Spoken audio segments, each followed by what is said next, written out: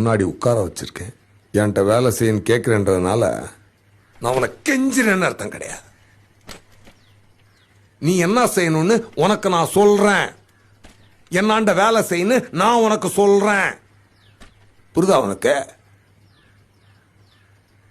நான் துரனை நான் போடலண்ணா. ஆமாப்பா, நீ போடலன்னே வச்சு. அப்படியே துரனை நான் போட்டது நானா இருந்தா அவரை போட்ட எனக்கு உங்களை போட எவ்வளவு நேரம் ஆகும்?